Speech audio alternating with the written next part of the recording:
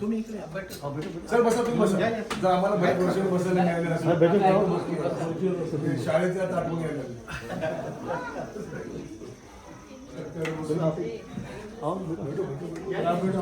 नाही मैले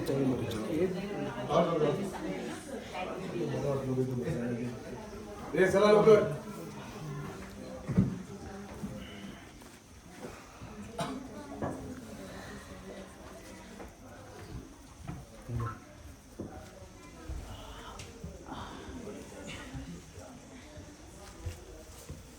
आमचा पूर्ण staff national school junior college Dapoli Ratnagiri जिल्ह्यात आलेलो आहे. आता तिथे आम्ही गेलो होतो. धावती भेट आम्ही तिथे वावरलेली दिली. महत्त्वाचं तुम्हाला भेटायचं होतं आणि ही शाळा बघायची.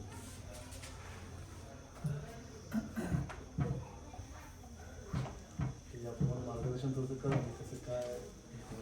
आपको कुछ सवाल होंगे सर बात करने के बाद मुझे सवाल होंगे आप सवाल पूछिए. हम ऐसे ही करते हैं कि जैसे सवाल आए उसका वैसे मैं उसी में मेरा शामिल होगा सब. तो दोनों स्कूल देखे तो आप पूछ सकते हैं कुछ क्वेश्चन है कुछ क्वेरी है तो पूछ सकते हैं. हम ऐसे बात करेंगे. सर तो जो किस्सा आहे ना ही सुरुवात झाली सिद्धी नामची मुलगी आहे ते थोडं सगळ्यांना माहिती असेल तर थोडं बोला.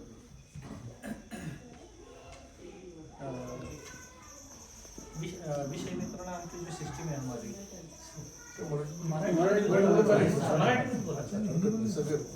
विषय मित्र म्हणून आमची जी सिस्टीम आहे ती विषय मित्र सिस्टीम सुरू होण्यासाठी आमची काही मुलं कारणीभूत होती. तो किस्सा सर म्हणतात तो सांगा. वाबळेवाडीला घडलेला किस्सा होता तो. प्रत्येक गोष्ट प्रत्येक जो प्रोजेक्ट आहे किंवा ॲक्टिव्हिटी आहे त्याला कारण कुठं ना कुठं मुलं असतात. वाबळेवाडीची जी शाळा आहे तिचं स्ट्रक्चर पोरांनी सुचवलेलं आहे. ते कोणत्या याने तयार केलेलं नाही कुठल्या आर्किटेक्चर किंवा असं. ते मुलांनी सांगितलेल्या रिक्वायरमेंट्स आहेत त्या डिझाईनमध्ये टाकल्यात आणि ते वाबळेवाडीचं स्ट्रक्चर तयार झालं इमारत तयार झाली. आणि कोण गडबड करतात ना एका ठिकाणी बसा अभ्यास करा म्हणून सगळ्यांना सांगा.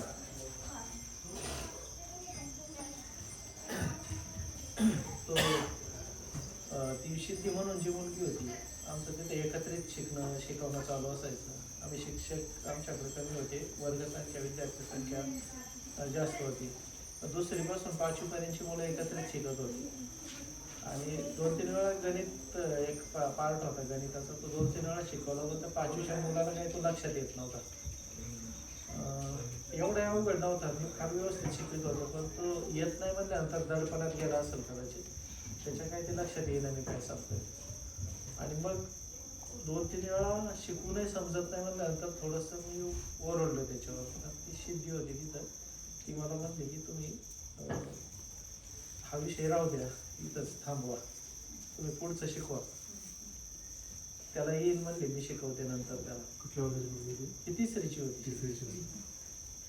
आणि मग दुसऱ्या मी तो विषय हसल्यावारी घालवला सोडून दिला. मी पुढचं शिकवायला लागलो.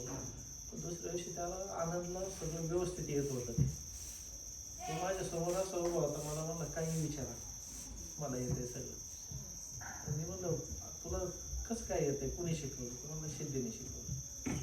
तर तिथं हा प्रश्न होता की मी चांगलं शिकवतो का सिद्धी चांगली शिकवते किंवा मी शिकवलेलं त्याला चांगलं कळते का सिद्धीने शिकवलेलं चांगलं कळते. कदाचित दुसरा विषय बरोबर होता. शिक्षक म्हणून मी जरी चांगलं शिकवित असेल तर त्याला तिचं चांगलं समजत होतं कारण की मित्र असतात एकमेकांचे. आणि मित्र तिथं प्रेशर नसतं बर्डन नसतं कुठलं शिकताना.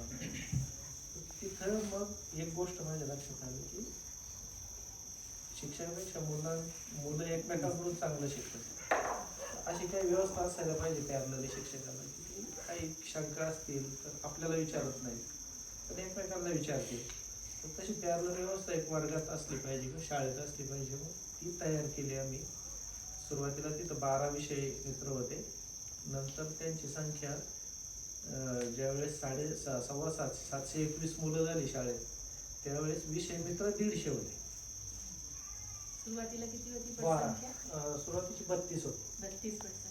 विषय मित्र आम्ही ज्यावेळेस तयार केले त्यावेळेस ती साधारण 90-89 वगैरे अशी होती. तुम्ही विषय मग ते सहअध्याय असतात काय जे तासावर गेले विद्यार्थी नाही शाळेतच असतात पण थोडंसं एखाद्या वर्गाने पुढं असतात. पुढं असतं. अशा पद्धतीची रचना आहे ती. विषय मित्र फार चांगली रचना आहे. कुणी पाठीमागे राहत नाही, कुणाला शंका कुठली राहत नाही. कन्सेप्ट सगळ्या क्लिअर झाल्या तर पुढं शिकत जायला बरं पडतं. पुढं शिकत जाणं सहज शक्य होतं मुलांना. अशा पद्धतीची ती रचना आहे विषय मित्राची. ती शिक्षकासाठी फार चांगली असते. शिक्षकाचं बरंचसं काम हलकं होतं त्याने. आता ह्या शाळेमध्ये आमचे 16 विषय मित्र आहेत. त्या 16 विषय मित्रांचं सकाळचं जे सेशन असते की आज मी काय अभ्यास दिलाय तो घरी केलाय, आता तो कुणी सगळा व्यवस्थित करून आणलाय ते सकाळी विषय मित्र तपासून घेतील. त्याच्यानंतर 5 मिनिटात मला सांगतील कुणाची काय अभ्यासाची परिस्थिती होमवर्कची. याने आणलाय, याचा थोडासा राहिलाय, याचा बराचसा राहिलाय. 5व्या मिनिटाला मला रिपोर्ट येतो सगळा. मला एवढ्यांचा एकट्याला तपासायचं म्हणलं तर दुपार होईल. तर त्याच्यानंतर काही मुलांना तो अभ्यास करताना कुठे अडचण आली का, तो अभ्यास करताना काही चुकलंय का, चुकलेलं असेल तर त्याला तिथं ते समजून दिलं जातं, क्लिअर केलं जातं ताबडतोब. काय अडचण आहे का तर ती मुलं एकमेकांना विचारतात तिथं की मला हे जमत नव्हतं, काय याचं कसं करायचं. त्याच्यानंतर विषय मित्रांना समजा ते प्रश्न समजत नसते तर ते तुम्हाला विचारतात का ते होमवर्क करून आणत नाही? याच्यात स्टेप्स आहेत. एकतर स्वतः करणं, एकमेकांच्या मदतीने करणं. 3 नंबरला असं तंत्रज्ञानाच्या मदतीने करणं. आणि मग 4 नंबरला सगळ्यांचाच नाईलाज झाला तर 5-10% पार्ट असतो तो शिक्षकाच्या मदतीने करणं. त्या तितक्या गोष्टीसाठी ती माझ्यापर्यंत येतात. बाकी त्यांना यायची गरज पडत नाही. एकमेकातच सगळं संपलेलं असतं त्यांचं. तर त्यांना वेळ कधी देता तुम्ही विषय मित्रांना शिकवण्यासाठी? नाही, शिकवण्यासाठी असा नसतो वेगळा वेळ. पण काही मी जसं सांगितलं की सकाळचं एक त्यांचा वेळ असतो तो एकत्र बसतात सकाळचे आणि हे सगळं समजून घेतात एकमेकांचं. किंवा काल काही मी शिकवलेलं असेल आणि त्यातली कन्सेप्ट एखादी लक्षात आलेली नसत तर ती कुठंही त्या मुलाला पकडून विचारून घेतली जाते. किंवा सकाळच्या त्यांच्या सेशनला विचारून घेतली जाते की काल ते शिकवलं, मला हे समजलं नाही त्यातलं, मला परत समजून सांग. किंवा काही मुलं थोडासा स्तर मागं पुढं असतं ना, तर त्या मागं असणाऱ्या मुलांना त्या ठिकाणी मग त्यांचं एक्स्ट्रा टीचिंग होतं थोडंसं, त्यांना त्या याच्यावर बाकीच्यांच्या सोबत आणण्यासाठी. अशा पद्धतीचं ते काम चालतं विषय मित्रांचं. त्यांचं काय अशी सेपरेट त्यांना शिकवायलाच लावलं जातं आणि तेच फक्त शिकवतील वगैरे असं वर्गात बसल्यासारखी व्यवस्था नसते ती शिकायची. ते एकमेकांच्या गळ्यात हात घालून शिकणं असतं थोडक्यात. मित्र म्हणूनच असतं ते. विषय मित्र जे आहेत ना, आता बोलू नका रे मोठे. आपली 5वी शाळा आहे ना? हां, चालतंय. आता 5वीपर्यंत आमची सरकारी मान्यता, तशी आमची 8वीपर्यंत. 8वी. समजा 8वीच्या विद्यार्थी जो आहे तो समजा सहजपणे बाकी विद्यार्थ्यांना शिकवेल, तर 8वीच्या विद्यार्थी जे प्रॉब्लेम्स येतील त्यांना पण क्लिअर करतो. याच्यामध्ये ती एकमेकांना करतात. त्यांचा पण एक ग्रुप आहे, ते एकमेकांना सपोज एक पार्ट करायला सांगितलं की एवढं आता तुम्हाला करायचं, तर ते सगळेजण स्वतः अभ्यास करून येतील. एकमेकांना म्हणजे काय राहिलं असेल आपल्याला एखाद्याचं तर ते एकमेकांना सांगतील. एखादी गोष्ट मला समजली नसेल मी दुसऱ्याला विचारेल, दुसऱ्याला समजली नसेल तर तिसऱ्याला विचारेल. ह्याच्यात बरंचसं होऊन जातं. नंतर त्या सगळ्यांचं एकमत असं होतं की आपल्याला आता एकमेकांना जेवढे आले पाहिजे तेवढ्या गोष्टी येतात, पण राहिलेल्या गोष्टी काय करायचं तर मग टेक्नॉलॉजी, मग विकिपीडिया, यूट्यूब, ChatGPT ह्या गोष्टींचा वापर केला जातो. आणि तिथूनही जर काय अनक्लिअर राहिलं तर मग मला विचारलं जातं.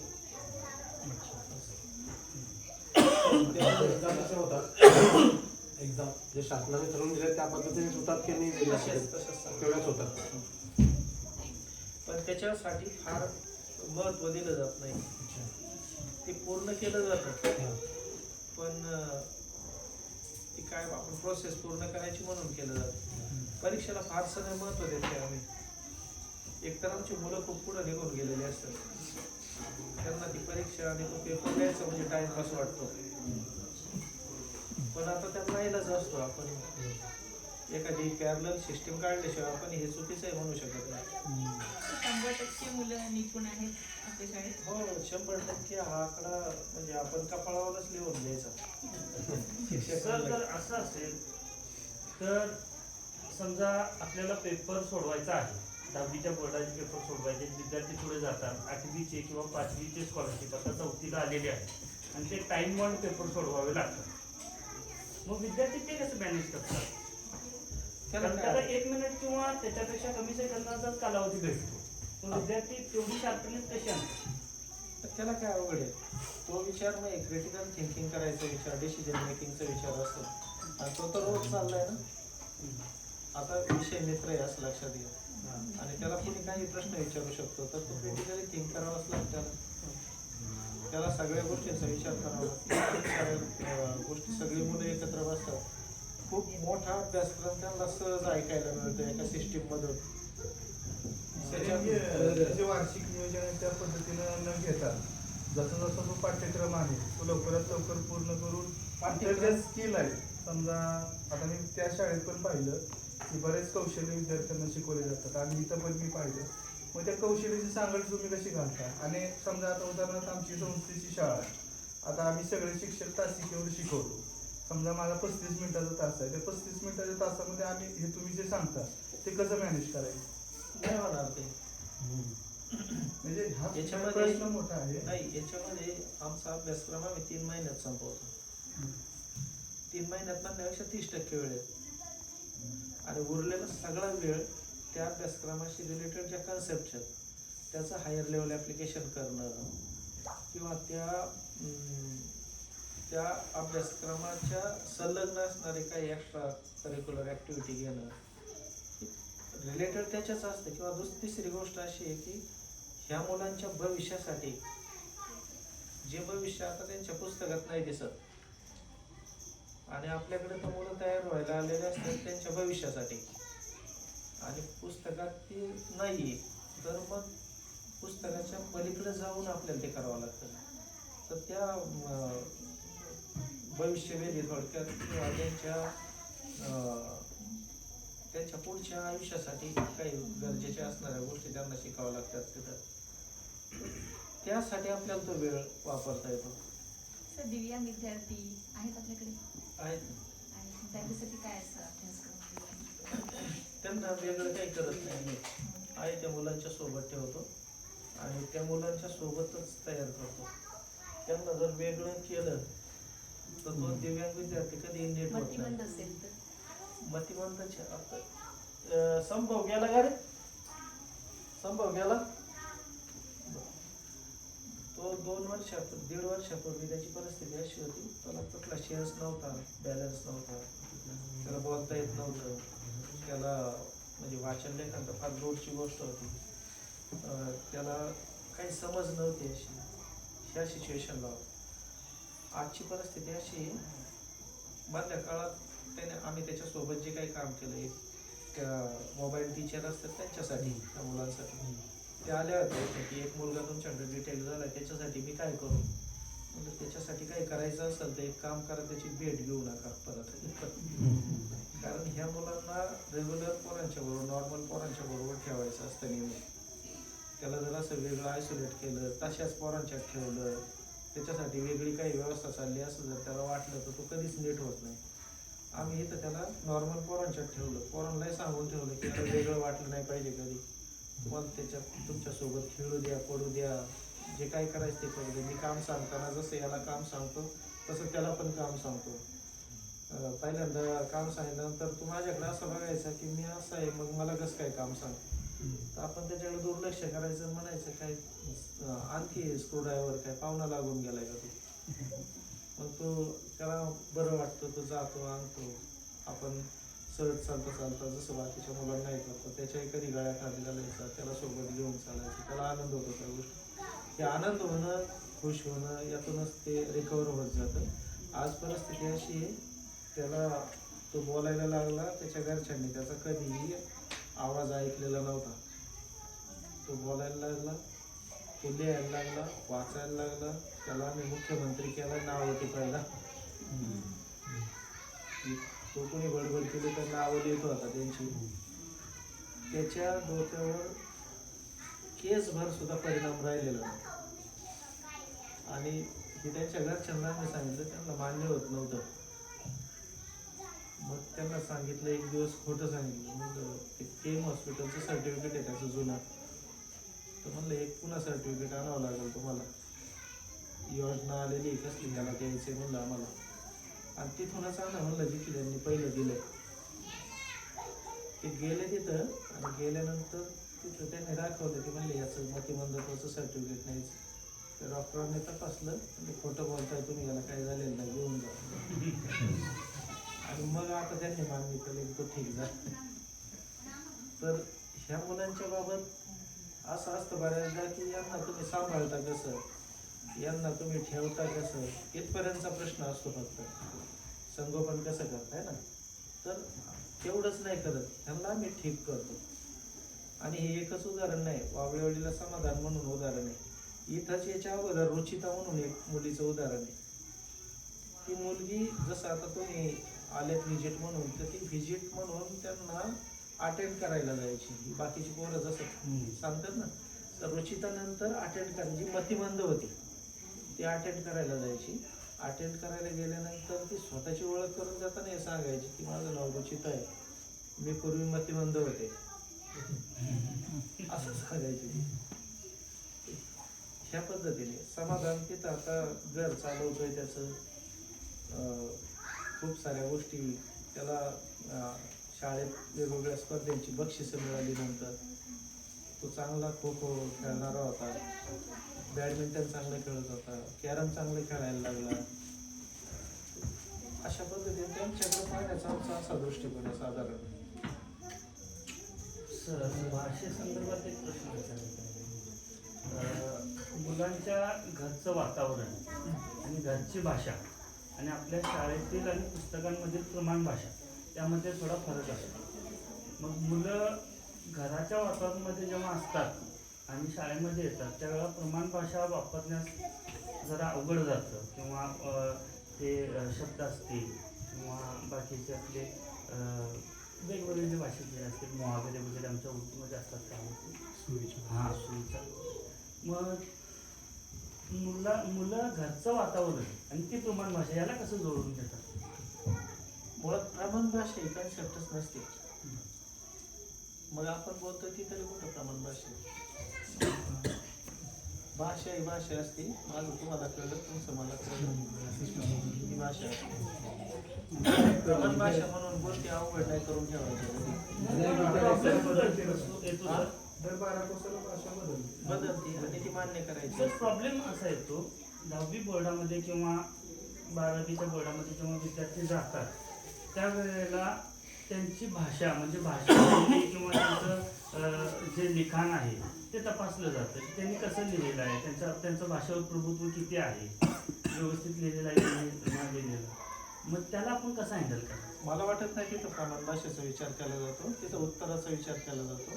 आणि उत्तर देताना ती प्रमाण भाषा वगैरे काय नसतं, ते पुस्तकातलं उत्तर असतं एक गोष्ट. दुसरी गोष्ट अशी, जर तिथं प्रमाण भाषेच्या अपेक्षा कोणी करत असेल तपासणारा, तर बदलायची गरज पोरांना नाही, सुधारायची गरज त्यांना आहे.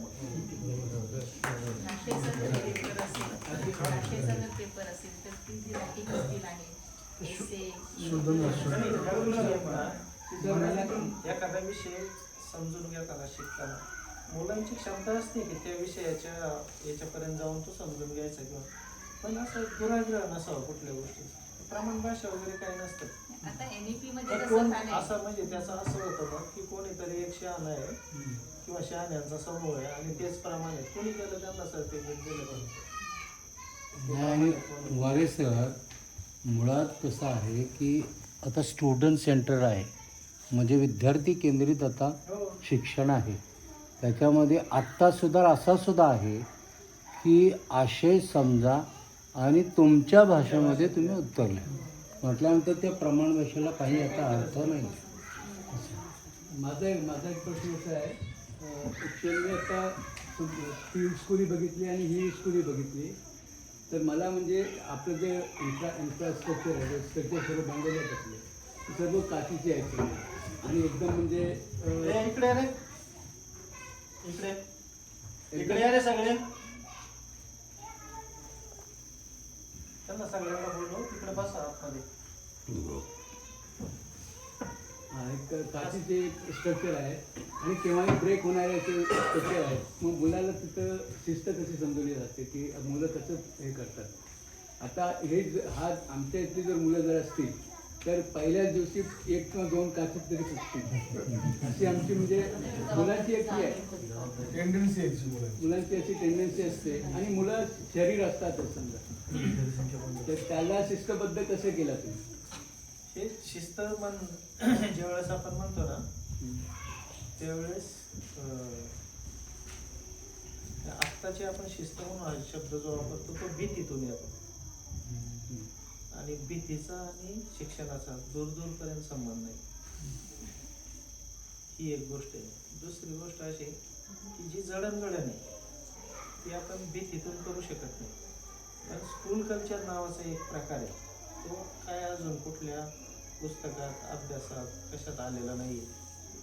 तो स्कूल कल्चर जर त्या शाळेमध्ये विकसित झालेला असेल तर त्या मुलांची जडणघडण आपोआप होते. शिस्तीऐवजी त्यांना स्वयंशिस्त लागते. किंवा समजा इथलं आपण पाहिलं तर किंवा वावळेवाडीचं एकमेकांच्या सोबत राहून त्यांना शिकायचं, एकमेकांना मदत करत पुढं जायचं. तर एकमेकांच्या सोबत स्पर्धा नाही आहे आमची, एकमेकांना मदत करत आम्ही सगळेजण पुढं चाललोय.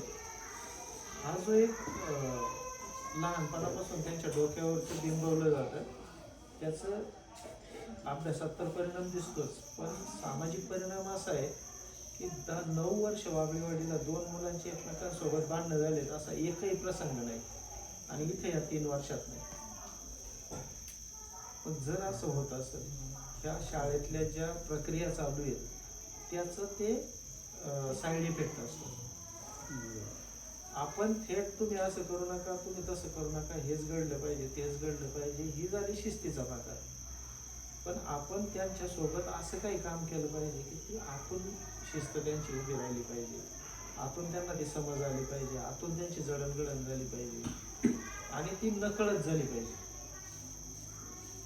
तर विषय मित्र म्हणून जी काही एकत्र शिकणारी मुलं आहेत का एकमेकाशी भांडू शकत नाही. दुसरं म्हणजे हे आहे, असं आपण बाकी सब्जेक्ट जे आहेत ते वाचून पण मुलं हे करू शकतात, परंतु मॅथमॅटिक्स आहे त्याच्यात पुढचे काही टर्म्स वगैरे असतील तर ते शिक्षक सुरुवातीला त्यांना हे करतात का, शिकवतात का? याच्यामध्ये शिक्षक तो शिकवण्याचा पार्ट एक होतो पण तो थीम वाईज होतो. ठीक आहे, थेट हा धडा आपण आता उघडलाय आणि हा धडा आम्ही तुम्हाला शिकवणार आहे असं होत नाही. ते एखादी थीम चालताना ती सगळ्या विषयात जाते, सगळ्या वर्गात जाते. तिथं लगेच एका याच्यात समजून घेणारी बरीचशी मुलं असतात. आणखी काही प्रयत्नानंतर किंवा आवडतानानंतर समजणारी काही मुलं असतात, ती एकमेकांना मदत करून तिथपर्यंत येतात पुढे.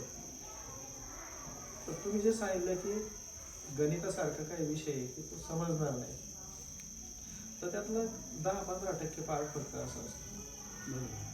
बाकी सगळ्या गोष्टी मुलं स्वतः करू शकतात. स्वतः करण्याचं कारण काय, एवढा आग्रह का की स्वतः केलं पाहिजे. आपण ज्यावेळेस शिकवतो मुलांना किती दिवस लक्षात राहतं त्यांच्या, परीक्षेपर्यंत राहतं का नाही. साधारण 4 महिन्यांनी परीक्षा असते. आपण इतकं जीवतोड मेहनत करून शिकवलेली गोष्ट जर 4 महिने लक्षात राहत नाही, विचार करायची वेळ आली का नाही आता की आपण का करतोय. जर एखादी गोष्ट 4 महिने लक्षात राहत तर मग आपण करतोय का आणि काय करतोय. आता एखादी गोष्ट त्या मुलांनी प्रयत्नपूर्वक काहीतरी त्याला अडचण होती ती आणि त्याला ती गोष्ट समजून घ्यायची होती आणि त्याने प्रयत्न करून ती गोष्ट त्याला एकदाची समजली. आता ही गोष्ट त्याच्या किती दिवस लक्षात राहील. हा शब्द महत्वाचा आहे, आयुष्यभर लक्षात राहील. शिक्षण आयुष्यभरासाठी असलं पाहिजे. आपण शिकवलेलं शिक्षण महिन्या 2 महिन्याचं आहे आणि स्वतः शिकलेलं शिक्षण आयुष्यभराचं. प्रयत्न हा करायचा आपण सोबतच आहे, त्याला अभ्यासाला लावून आपल्याला काही गोधडी घेऊन झोपायचं नाही, पण प्रयत्न हा करायचा की तो स्वतः शिकल.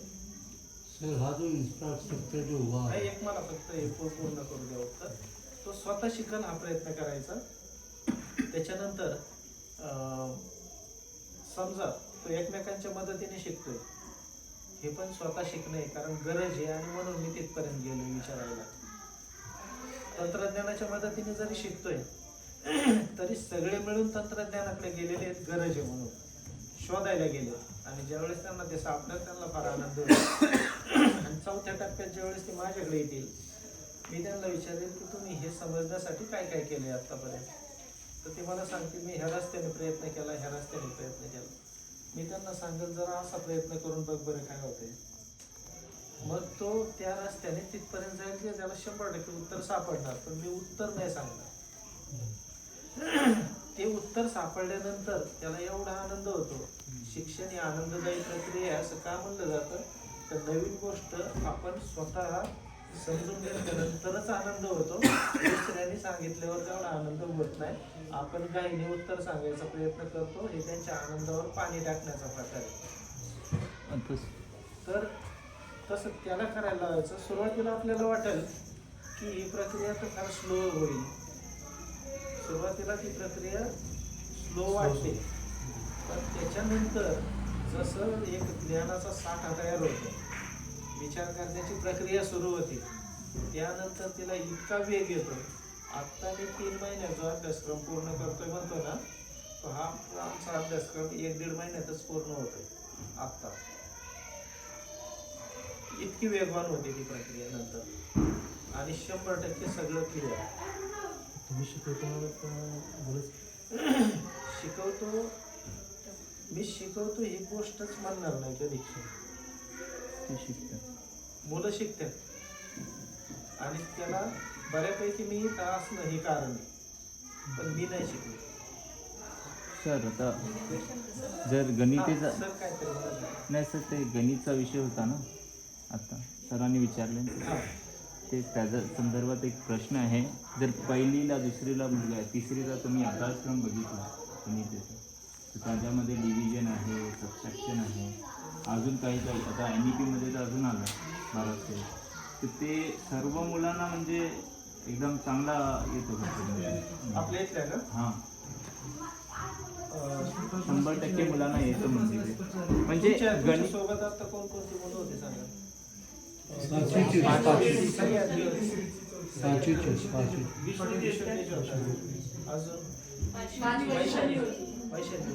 अजून आपल्याबरोबर कोण होते? आमच्याकडे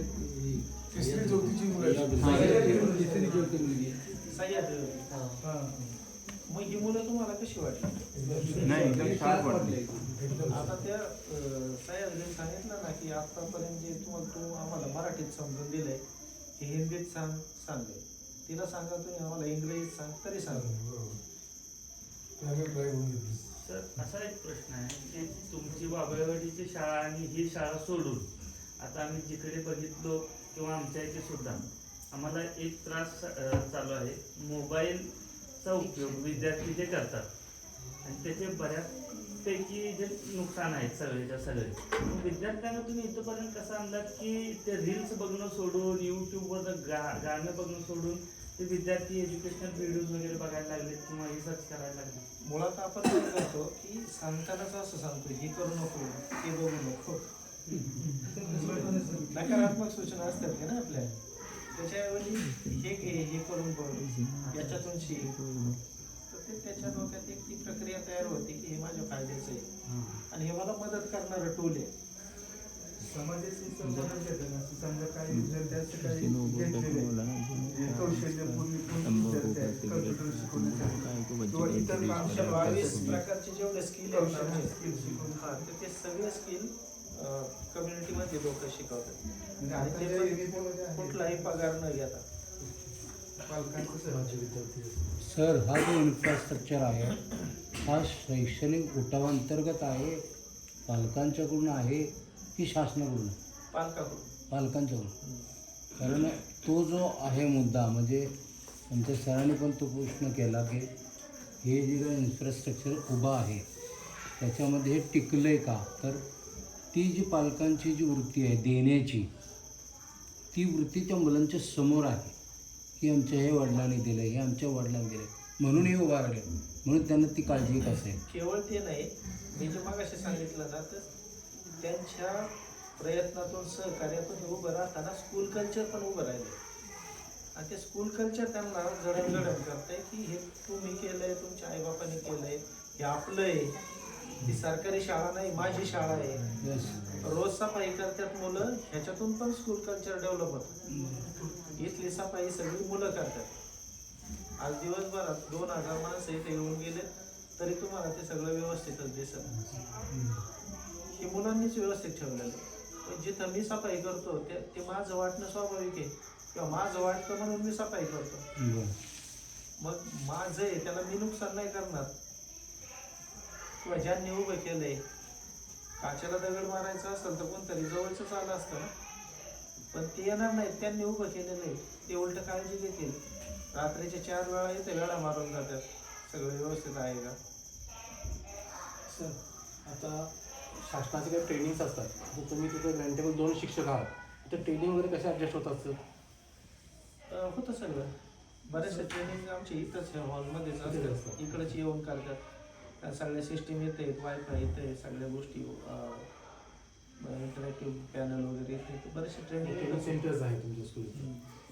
आता सर आजच्या ज्या विभागात पाहिलं तर मुलींच्या तुलनेत मुलांमध्ये शिकण्याची वृत्ती कमी आहे सर. तर त्यांना वाढवण्यासाठी काय करता येईल, कारण मुलांचं अगदी लक्षात नसतं. नाही असं मुलं मुली आमच्याकडे तर काय आम्हाला फरक वाटत नाही. जर आपण वयाचा हे केला ना, विचार केला तर 7वी 8वी पासून तुमचं बरोबर आहे, कारण हे बोर्डचे सगळे पोरं मुलीच पुढं असतात वगैरे, बरोबर आहे तुमचं. पण आमच्या इथं आम्हाला तसा फरक दिसत नाही. आमच्या इथं मुलगा आहे मुलगी वगैरे ह्या गोष्टीचा काही फरक पडत नाही. सगळेजण शिकतात, सगळ्यांना आम्ही मोटिवेट ठेवतो शिकण्यासाठी.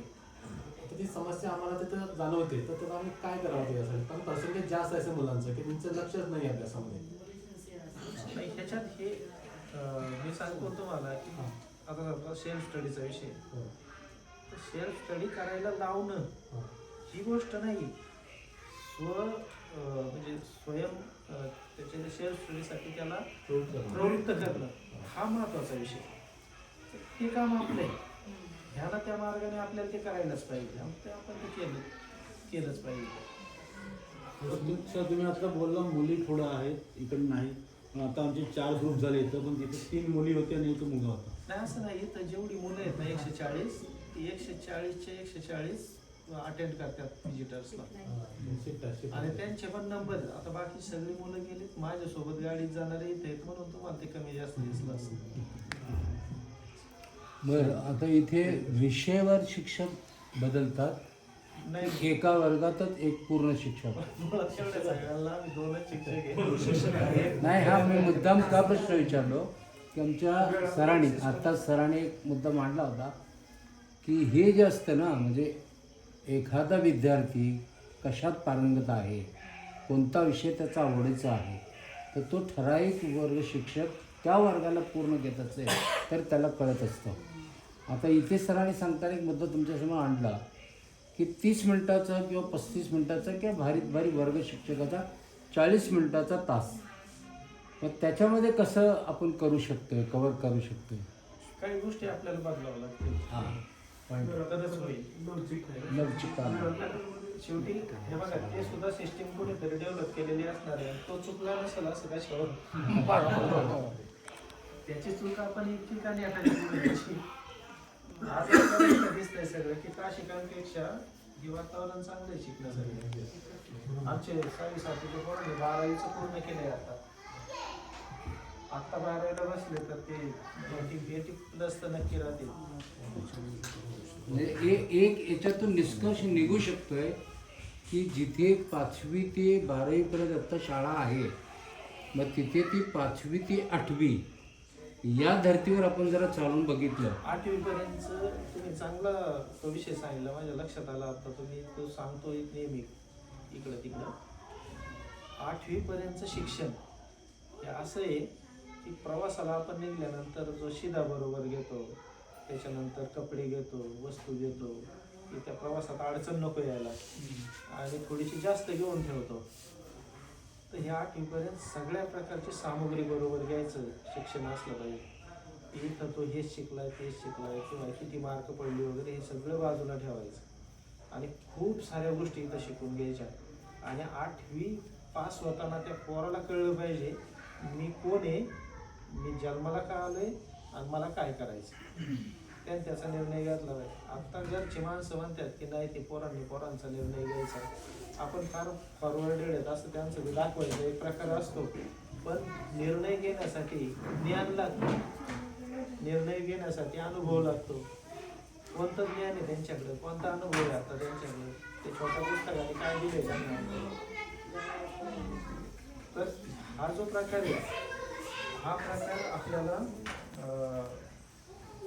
पोरांच्या सोबत खूप सारं त्यांना ज्ञान देऊन त्या ज्ञानाचं विश्लेषण करणं, त्या विश्लेषणातून निर्णय घेणं, निर्णयाचे ऑप्शन तयार करणं, त्या मिळालेल्या ऑप्शनमधून एक ऑप्शन निवड करण्याची क्षमता असते आणि तो इम्प्लिमेंट करणं. हा प्रकारे सगळा ज्ञानाच्या साठ्यावर अवलंबून असतो.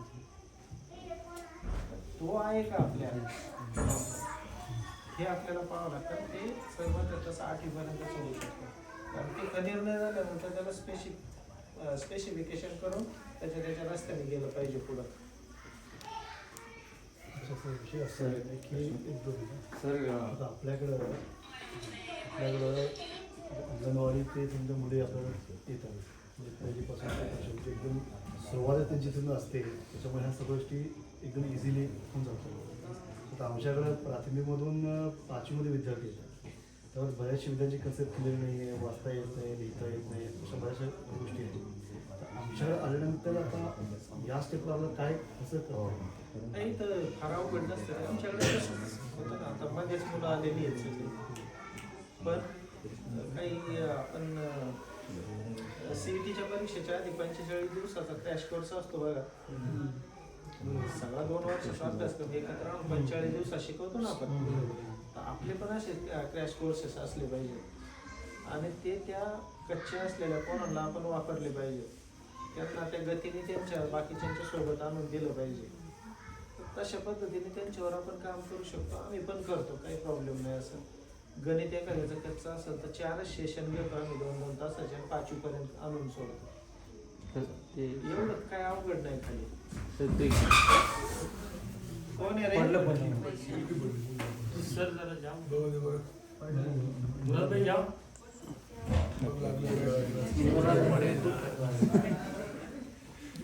सर प्रश्न जी सर बोलो. सर 3 वर्ष आधी तुम्ही आलो तेव्हा ही शाळा कशी होती?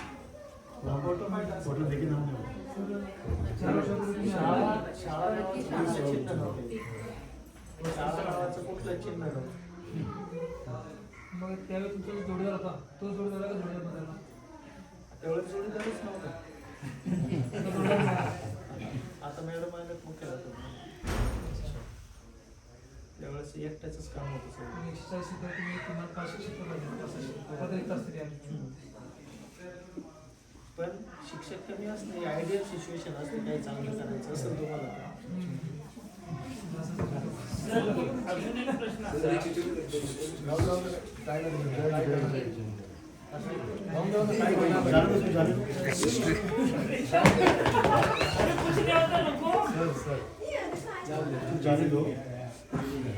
सर विचारू सर जी सध्या जी ऑनलाईन काही कामं येतात मुलांच्या नावाची किंवा जसं की MU पोर्टल आहे, UDASH पोर्टल आहे, सर्व पोर्टल आहे, जी सगळे पोर्टल आहेत ही कामं तुमची कशी होतात? कारण जसं की 100% हवं असतं, नावाचे करेक्शन मुलं चुका करतात, पेरेंट्स चुका करतात, मग त्या गोष्टी कशा?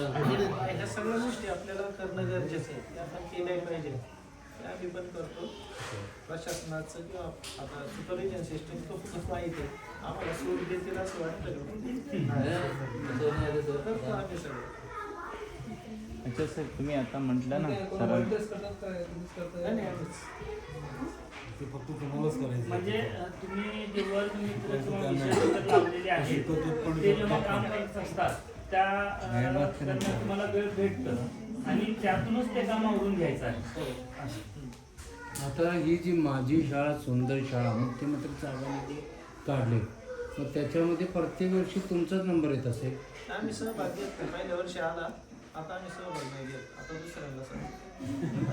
दुसरीमध्ये वाबळेवाडी. मग सर एक बार नंबर आया तो दोबारा नंबर नहीं आता हे बाकीचे उपक्रम येतात आता वेगवेगळे घरघर संविधान आहे, हरघर तिरंगा आहे, याचे वर्षभर उपक्रम चालत असतात किंवा अचानक 1-2 दिवस अगोदर लेटर येतो स्पर्धा घ्या आणि आता लगेच अहवाल द्या आणि ते लगेच निकाल तिथं सांगितलं सायन्स एक्झिबिशन वगैरे त्याच्यासाठी पण म्हणजे मुळात आहे ना, काय काय उपक्रम असे काहीतरी विनाकारण कुणाच्या तरी डोक्यातून निघलेले असतात, आलेले असतात. प्रत्येक गोष्टीकडे किती गांभीर्याने बघायचं आपण ठरवायचं. पण सर ते विचारतात ना, आता शिक्षणाधिकारी ठीक आहे आले ना, आता आपल्याला तुम्हाला विचारलं, तुम्ही मुख्याध्यापक आहे, तुम्हाला विचारलं की अमुक एक उपक्रम प्रत्येक घरी एक पेड माँ के नाम झालं का? ठीक आहे, झाड लावायची चांगली गोष्ट आहे. आपण मुलांना सांगितलं, मुलांनी लावले. आमच्याकडे 100% लावले म्हणायला काय हरकत आहे? त्याचे पुरावे नसतात. एकाला तुला वाटतंय किंवा आता सपोज मी शिक्षणाधिकारी आहे आणि आपण सगळे शिक्षक आहेत माझ्या जिल्ह्यात. प्रत्येक शाळेत तिरंगा फडकवला का असा मला प्रश्न विचारला वरून. आता मी सूचना दिलेली आहे सगळ्यांना असं समजा, तर आपण प्रत्येकाने आपल्या आपल्या शाळेत फडकवलेला असेल का नसेल? त्यांना जाते ती आपोआप.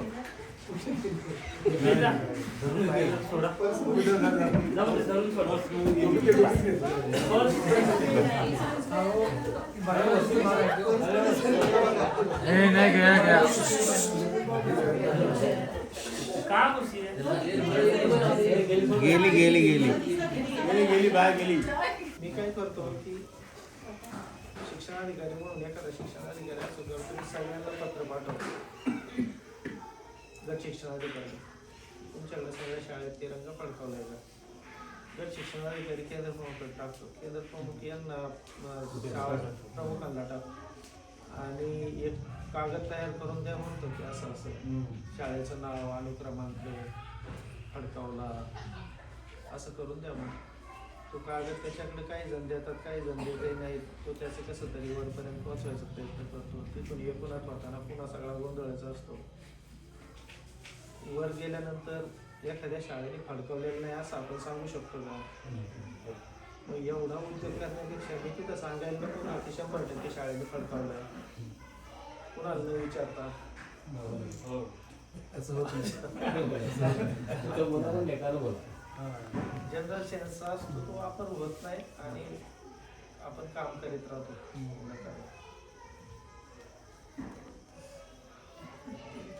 आता शेवटाला आपण येऊ, खूप वेळ झाला तुम्हाला. आता या कंडिशनला म्हणजे 5वी ते 12वीचे आमचे विद्यार्थी, म्हणजे 5वी ते 10वी उर्दू माध्यमाची शाळा आहे आमची. 400 विद्यार्थी आहे आणि ज्युनियर कॉलेजला पण जवळपास 400 विद्यार्थी आहे.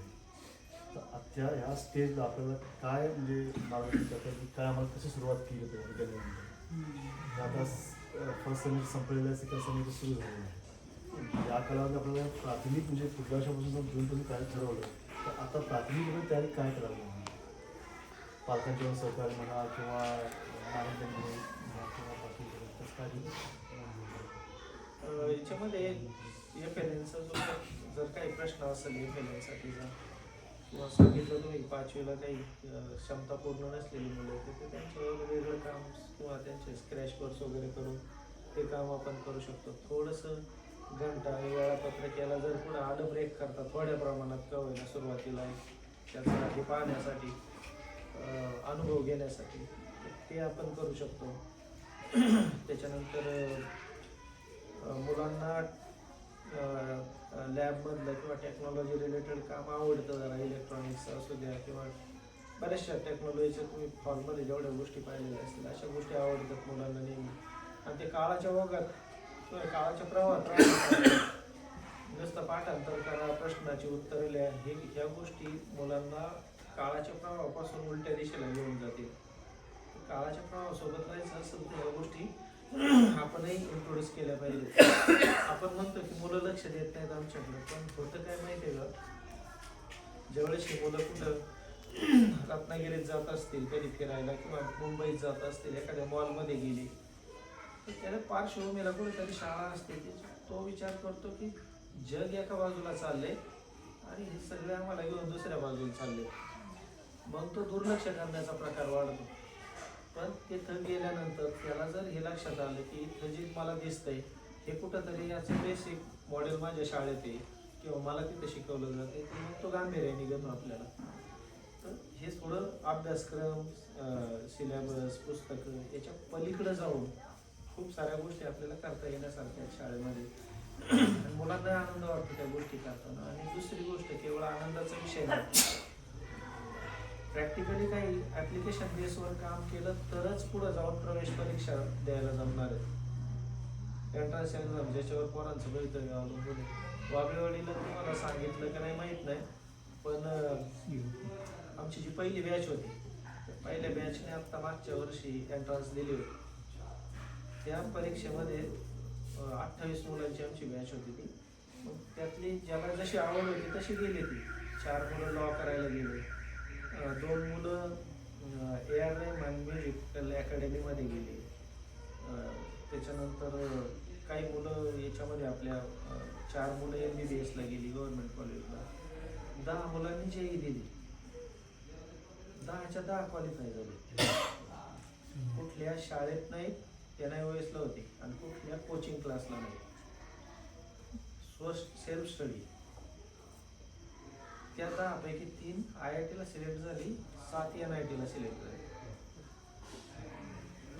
आता एक गोष्ट इथं महत्वाची, की ज्यावेळेस RCC तुम्हाला माहिती असेल, मोठे गावकर सर लातूरचे, ते इथं आले होते मागच्या 15 दिवसापूर्वी. तर त्यांनी ज्यावेळेस ही सिस्टीम पाहिली तर म्हणजे आता माझ्या लक्षात आलं की तुमचा तो 100% निकाल का आला. मी म्हणलं काय कारण होतं, तर म्हणजे हे स्वतः शिकणं आणि आपल्याला जे कळलं ते दुसऱ्याला समजून सांगणं, ही प्रक्रिया केली तरच JEEला नंबर लागतो किंवा नीटला नंबर लागतो. काय कुठं कनेक्ट आहे सगळं. आपण सांगत राहतोय ज्ञान, त्यांच्यावर बडीवार चाललाय, पाठ करायला सांगतो, ॲप्लिकेशन बेसवरचे पेपर असतात JEEला किंवा नीटला, त्यांना ते जमत नाही. आपण अपेक्षा करून बसतो, तो तिथं मूल नाराज होतं, फ्रस्ट्रेशन येतं. हे गरजेचं नाही. प्रोसेस बदलली पाहिजे, ती प्रक्रिया बदलली पाहिजे, पद्धत बदलली पाहिजे. ह्या गोष्टी ज्या वेळेस घडतील त्याच वेळेस काहीतरी आशा आहे की ह्या आपल्याला बदलावं लागणार आहे. 70-80 वर्ष आपलं ज्या पद्धतीने चाललंय त्याने प्रश्न कमी व्हायचे तर वाढायला लागले, याचा अर्थ बेसिक चुका आहे. आपण ते सोडलं पाहिजे आणि काही नवीन शोधलं पाहिजे. इथं आपण अपेक्षा कोणाकडून धरतो की कोणी शिक्षण तज्ज्ञ येईल मग आम्हाला सांगेल, कुणीतरी एखादा अधिकारी येईल मग आम्हाला सांगेल. त्याला काय माहीत नसतं. सोपं आहे त्याचा अवघड करून द्यायची कामं करतात, त्यालाच तज्ज्ञ म्हणतात.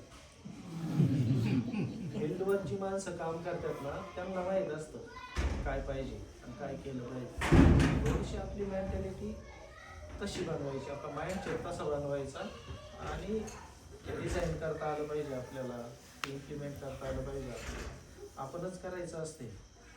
तुमच्या संस्थेत निर्णय घ्यायचा तर तुम्हीच घ्यायचा, सगळ्यांनी मिळून यांच्या सोबतीने. इतकं सोपं आहे सगळं. आणि रोजच्या जग आपण पाहतो आणि आपली शाळा आणि आपलं इन्स्टिट्यूट पण आपण पाहतो. जगात काय चाललंय ना, आपल्याला काय बदललं पाहिजे आपण सोडून कोणीच चांगलं सांगणार नाही. शिक्षक सोडून, शिक्षकच आहे का? शिक्षक सोडून देश घडवायला पण शिक्षक होता. देश घडवायला तर आता फक्त शिक्षक आहे, हा फक्त शब्द वापरला.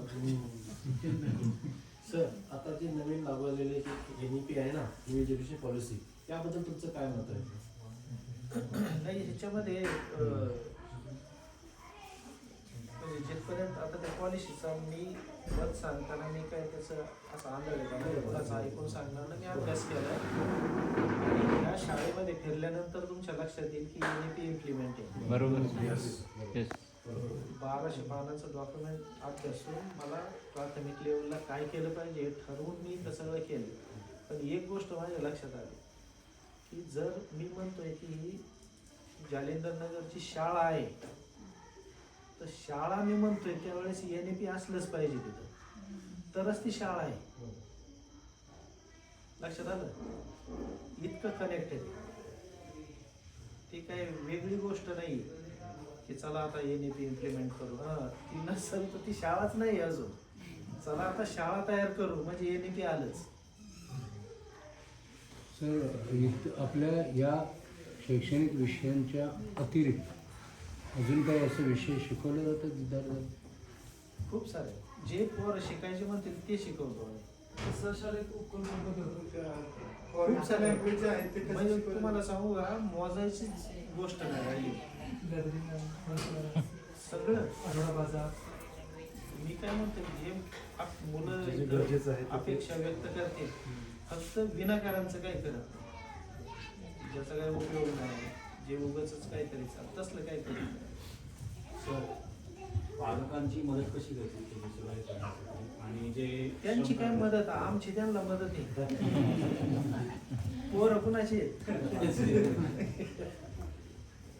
सर, AI विषयी काय म्हणतात? AI जे आपल्याला आले ना, आर्टिफिशियल इंटेलिजन्स, तर याचा वापर कसा आता तुमचे विद्यार्थी काय करतायत?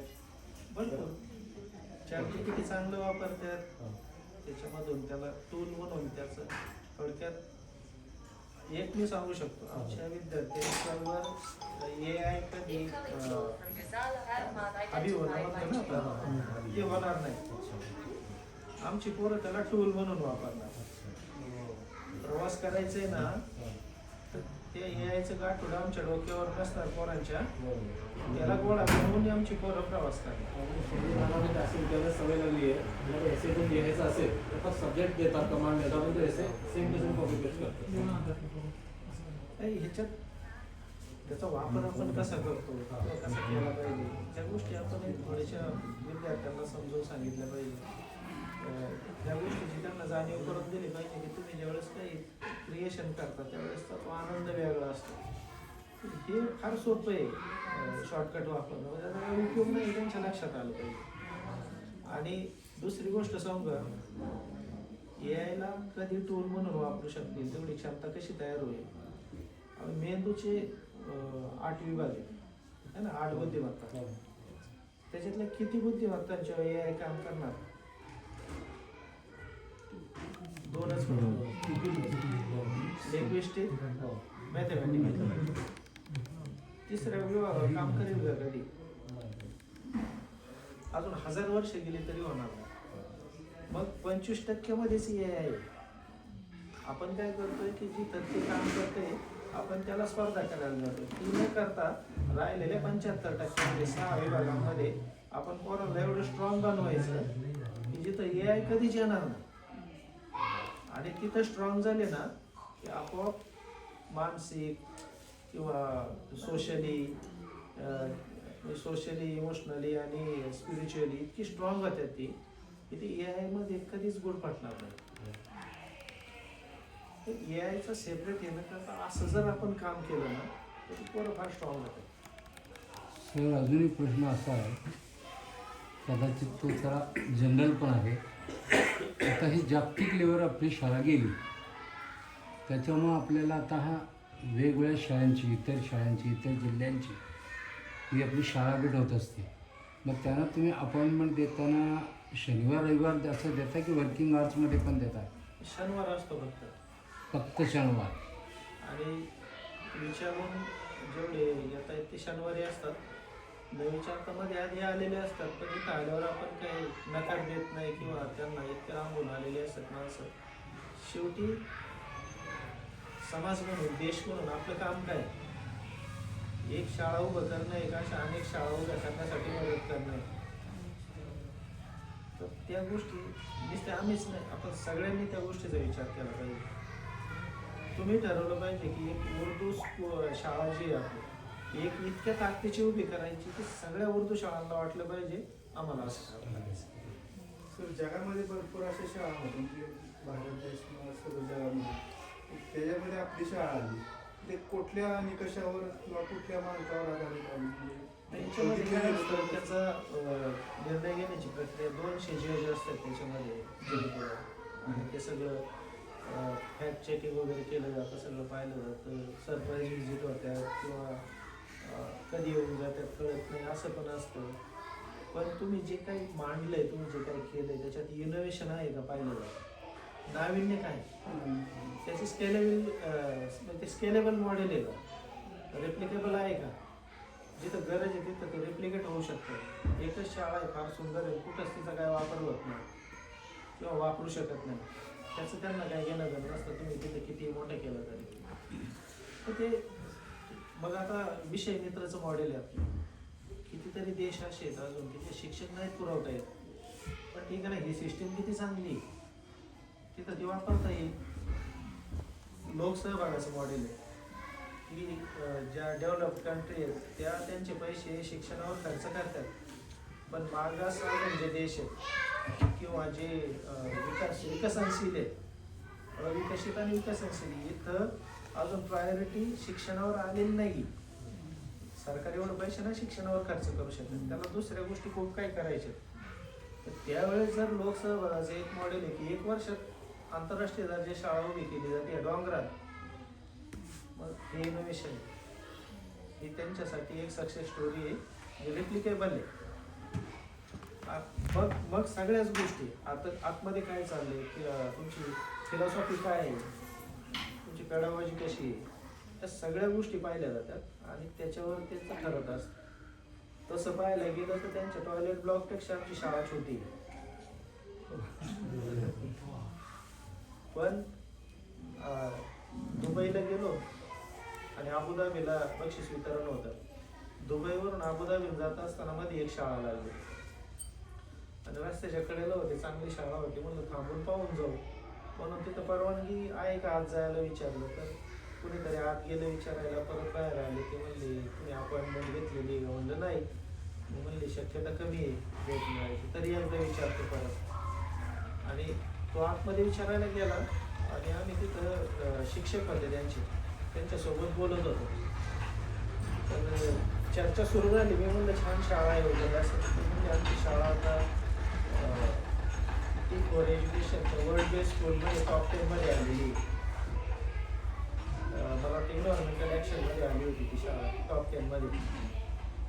आरोबर स्कूल असं त्या शाळेचं नाव. आणि मग हे सगळं झालं आणि आतून निरोप आला की नाही मिळायची परमिशन. आणि मग आमची चर्चा अशा लेवलला होती की तो शिक्षक बोलत राहिला, मग तुम्ही कुठलं चालले ते इकडे म्हटलं. म्हणलं आम्ही त्याच कार्यक्रमाला चाललो. तुम्ही का चालले त्या कार्यक्रमाला, तर म्हणलं जिथं तुमचं टॉप 10मध्ये आले ना तिथं नंबर 1 आम्ही. आणि मग ते काही बाहेर आले, काही आत चला वगैरे असं म्हणायला लागले. समिती येते का त्यांची सर? समिती येते निरीक्षणाला? समिती असते. त्याच्यासाठी काय फॉर्म वगैरे फिलिंग करावं लागेल? असतो ऑनलाईन असतो. आपल्या शाळेमध्ये इंटरनॅशनल लँग्वेज इंग्लिश सोबतच जॅपनीज शिकवली जाते. तर ती जॅपनीज शिकवण्याच्या मागचं काही खास कारण आहे का? हीच लँग्वेज टेक्नॉलॉजीचं जग असणार आहे, युग असणार आहे त्याचं. आणि त्याच्यासाठी चीन आणि जपान 2 देश सध्या तरी पुढे जगात. एकंदर थोडासा अंदाज घेतला तर चीन आणि आपले संबंध पाहता जपानच आपल्या जवळ राहील चांगला. आणि तसं जर असेल तर ज्याला जापनीज बोलता येईल त्याला पुढचा काळ चांगला असेल. म्हणजे फक्त बोलायला शिकवण्यात की लिहायला वाचायला?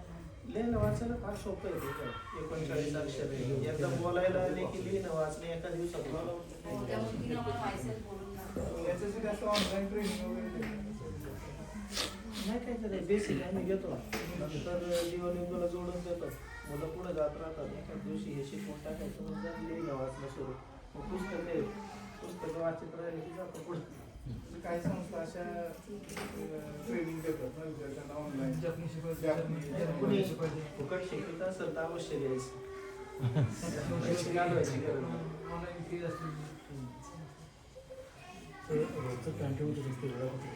नाही 2-3 वेळा प्रयत्न केला पण वेळापत्रक सेट होत नाही.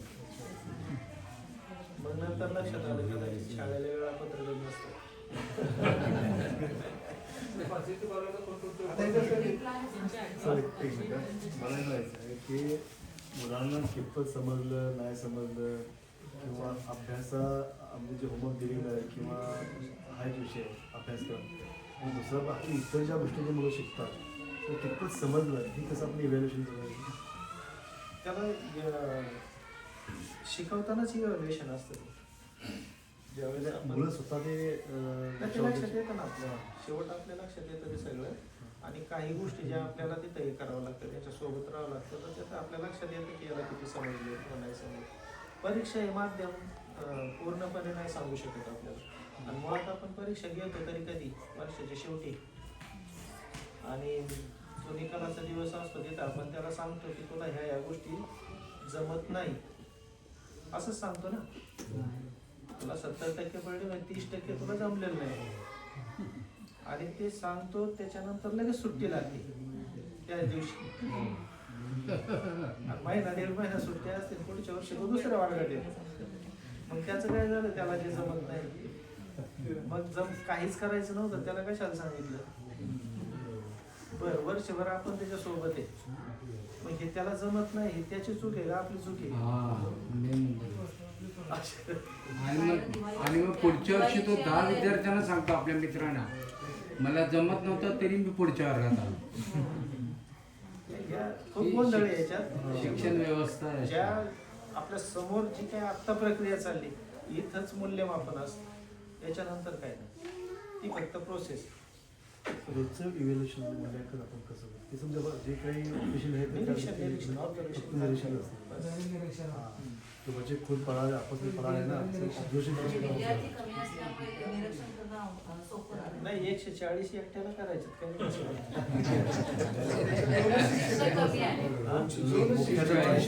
मुख्याध्यापकाला आपण पाहतो किती कामं असतात आणि त्यांना आणि शिक्षण दोनच याच्याकडे लक्ष द्यावं लागेल असं. आणि मुख्याध्यापकच आणि मी 140 पण प्रत्येक मुलाचं आपल्याला माहित पाहिजे त्याची कुंडली आपल्याला माहित पाहिजे तो काय हे आपल्याला माहित पाहिजे कुठे आहे कसा पुढे जाईल काय केलं पाहिजे. सर ते अच्छा सर दुसरं एक असं होतं की मुलांना कितपत येतं याचं काय आपण रिटर्न टेस्ट वगैरे घेतो का. बघा ज्याची गरज आहे ना जे टूल वापरायचे ते वापरायचे.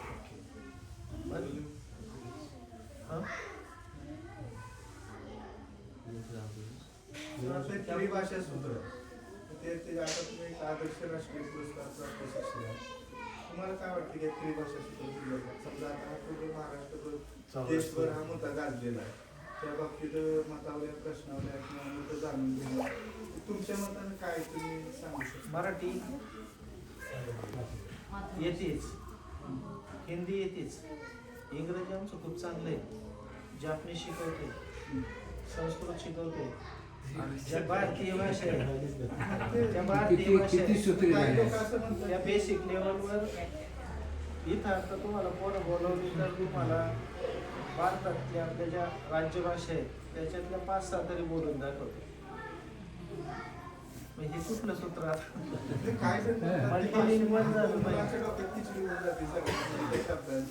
त्यांच्या डोक्यात जास्त भाषा न शिकल्यामुळे खिचडी झालेली.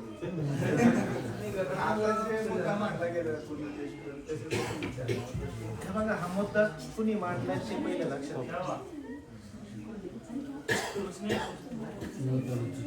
हा मुद्दा मांडलाय कुणी ज्यांना शिकायचंय त्या पोरांनी मांडलाय का ज्यांना शिकवायचंय त्या शिक्षकांनी मांडलाय का ज्यांची पोर आहेत ते पालक म्हणलेत का मग कोण म्हणले आणि का म्हणले. मुलांना दिवाळीच्या उन्हाळ्याच्या सुट्ट्या घेतात त्या पोरं घेत नाही मिळतात का म्हणण्यापेक्षा त्यांना घरी जायचं नसतं. रविवार सुट्टी आमची सक्तीची असते आठवडा बदललेला कळावा म्हणून. मुलगी आमच्यासोबत होती म्हणजे आम्हाला शाळेतच चांगलं वाटतं घरी जाणं. सांगितलं की आम्हाला घरी जाण्यापेक्षा शाळेतच खूप ऑब्झर्व रमतं आणि इथंच आम्ही कधी कधी गुरुजींबरोबर 10 वाजेपर्यंत शाळेमध्ये असतो सकाळी 9 वाजता आल्यानंतर. काय म्हणजे विद्यार्थी घरी जायच्या चांगलं जर त्यांना घडवायचं असेल तर वेळ दिलाच पाहिजे. ते 4 आणि 2 तासात नाही होणार ते. वेळेचं बंद आहे. शालेय पोषणाचं नियोजन कसं करतात? तिथं समोरच्या जरी शिजवतात त्यांची 4 पोरं शाळेत आहेत त्याच्यामुळे फार चांगलं शिजवून देते. लहान असलं तिकडे चालतं, तिकडे जाऊ. तिकडे काय भागच नाही.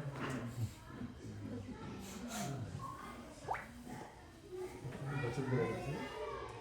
ती बाकी सगळी प्रोसेस पूर्ण करून घेतली पण त्यांची पोरं शिकत नाही तर त्यांनी खाणार आहेत ना त्यांनी शिजवायचं आणि यांनी त्याच मग बाकी प्रोसेस करून घेतली जाते सगळी. 140 विद्यार्थ्यांना शिकवतात.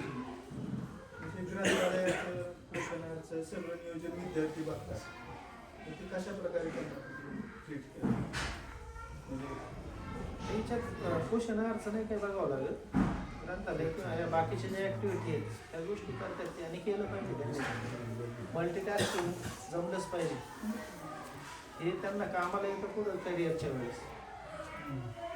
एखाद्या ठिकाणी जॉब करताना किंवा जॉबसाठी सिलेक्ट होताना मुलाखती देताना या सगळे अनुभव कामाला येतात. सर पॉझिटिव्ह बाजूला कोणत्या 4-5 उपक्रमासाठी चांगले असते? फाउंडेशन कोर्स चांगला वापरून कोणत्या स्पर्धा चांगल्या असतात?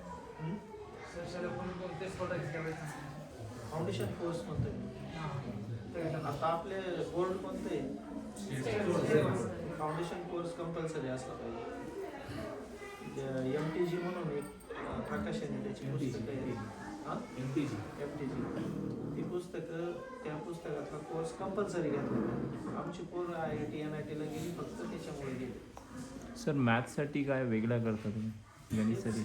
फाउंडेशन कोर्स आणि बेसिक जे कन्सेप्ट आहे ते फार व्यवस्थित क्लिअर झाले नाही, कसं आहे ते मॅथ जरा अवघड जातो ना मुलांना, तर सर्वांना.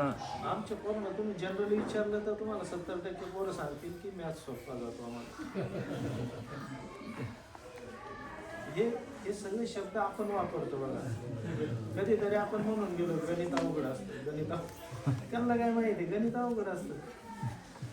पण आपण जर त्या वयात म्हणलं की गणित इतका सोपा विषय नाही, मी जनरली म्हणतोय काय गणित इतका सोपा विषय नाही, गणित इतका सोपा विषय नाही, मी म्हणून जातो त्या वयात. त्यांना तेच वाटतं. माइंडसेट तयार करतो. सेमी इंग्लिश आहे का सर मराठी? सेमी इंग्लिश फसलेला प्रयोग आहे.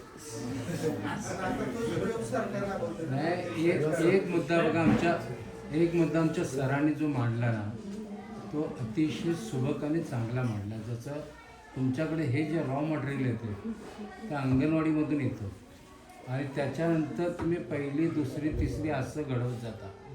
दुर्दैवानं आमच्याकडे असं येतं की आमच्याकडे 5वीला येतं, काही वेळेला 8वीला येतं.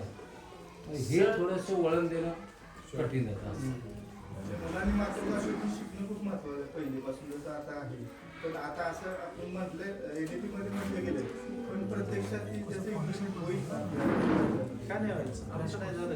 झालंय पण बऱ्याच शाळेमध्ये आता सेम इंग्लिश करा म्हणून पालक किंवा इतर लोक मागं लागतात की सेम इंग्लिश करा.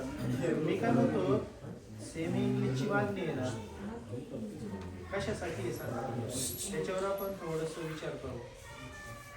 सेमी इंग्लिशची मागणी का केली लोकांनी, काय वाटतं लोकांना?